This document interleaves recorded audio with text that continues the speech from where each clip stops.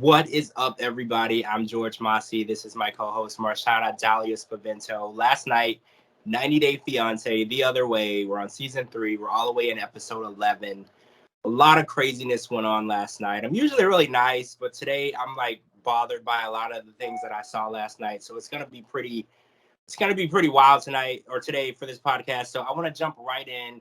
And first of all, I want to get this out of the way really quick because I don't want to waste any time on it. Corey and Evelyn are back engaged, even though they're already married. So I don't even know how you can repropose to someone you're married to.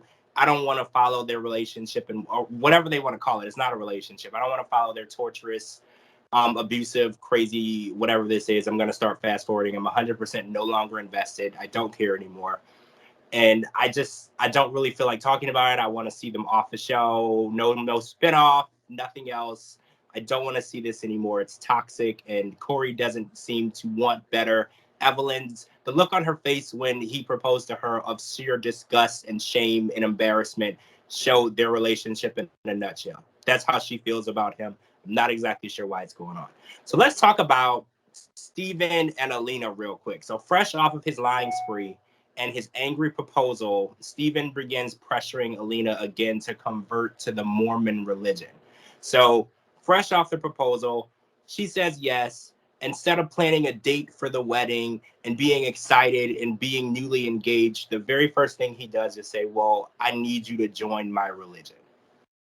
The thing is, I feel bad for people who are indoctrinated on this level, but clearly the indoctrination didn't work enough to make him an honest person, to make him not be a cheater, and to not make him be a liar. I mean, if the Mormon faith were the cure-all to make people do the right thing, it hasn't worked for him. I don't know why he's trying to take Alina, who's actually a good person in her own right, a better person than he is, and she's not a Mormon. So him trying to perpetuate onto her this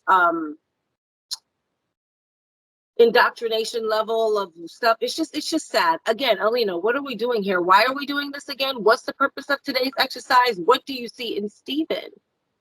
I don't know what she sees in him. And although Steven is ready for her to convert, we found out that he is not ready to marry her. So he said last night that if it wasn't for the time limitations of the visa, there's no way that they will be getting married anytime soon. So he's ready for her to change her life and join a religion that he uses as a shadow for his evil character. But he is not ready to actually marry her. And I can't imagine the priorities. You want her to be your religion, but you don't want her to be your wife. But why propose, right? Like, why propose? Like, somebody make it make sense. Like, I'll wait for someone to make this make sense. None of it makes sense. I don't understand it. So speaking of what things I don't understand, everybody loves Kenny and Armando, right? They're everybody's favorite couple. Everyone loves them. They're heartfelt and everything. But okay, so what I noticed last night, so 3 days before their wedding, Kenny's daughter Madison and his grandson Cooper arrived. And instead of being happy and enjoying the moment with their friends and family and excited about the 200 plus people who RSVP'd yes to their wedding, they are spending their time harping on the one single person who decided that they don't want to go. And then they spend the rest of the episode calling, texting, and pressuring that person into coming. And I just feel it's disheartening because so many people, over 200 people RSVP'd yes. Kenny's family is there. They flew in. Everyone that loves you is there. Never focus on one negative thing. I just want to see them be happy without outside intervention.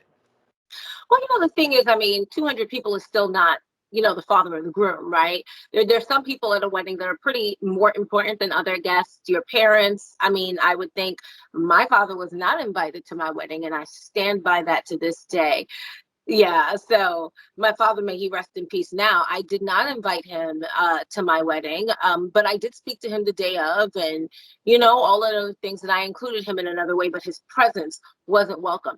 I'm a little bit different. I don't feel like if your parent isn't there, there's the end of the world. I'm with you, and I kind of feel like you have all these other people who want to share in your love. Don't let one monkey stop the show, but the father of the groom is an important person. So, I understand it, but I agree. Like, let's not harp there. The man isn't coming, or may not come. We'll see what happens next week or in the coming weeks, but big deal. Yeah, big deal. Don't make it a big deal. And the way that they pressured him into coming into where They believe he's in the car, but I'm not convinced he's in the car. I feel like the pressure and the calling, texting, and the conniving way that they're going about it, he's telling them what they want to hear. And whether or not he actually shows up to the wedding, I don't know. We're going to find that out next week.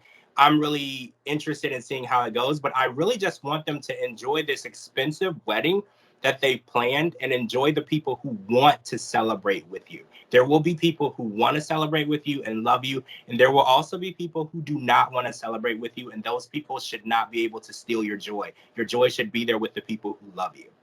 Agreed. Okay, so last night, Ellie and Victor were absent from the episode again. They're absent a lot this season, so I'm assuming the amount of footage of them they have is pretty low. So we're going to catch up with them again next week. It seems like almost every other week we have to catch up with them. They tease them every week, and they teased them last week, so we thought we would get them this week, and then they weren't there. But really, I mean, we've seen this story a million times, right? Lady on vacation meets guy, gets taken for a ride. I mean, there's probably nothing to the storyline that we haven't seen already. That's probably why they don't put them in the episode. Yeah, I mean, everything that we've seen is probably what's going to happen. All right, guys, so that's for part one. We're going to come back and talk about Ginny and Sumit and Ariel and Biniam, because two really big things happened in both of these stories last night, and we have to cover all of it. I want to make sure we have time. So thank you so much for joining us. I'm George Mossey. This is my co-host, Marshana, Dahlia, Spavento, 90 Day Fiance The Other Way, Season 3, Episode 11. We'll be back with you with part 2 soon. And make sure you're live tweeting with us every Sunday night. We are always there. Tell us how you feel, and we would love to tweet with you. Talk to you guys real soon.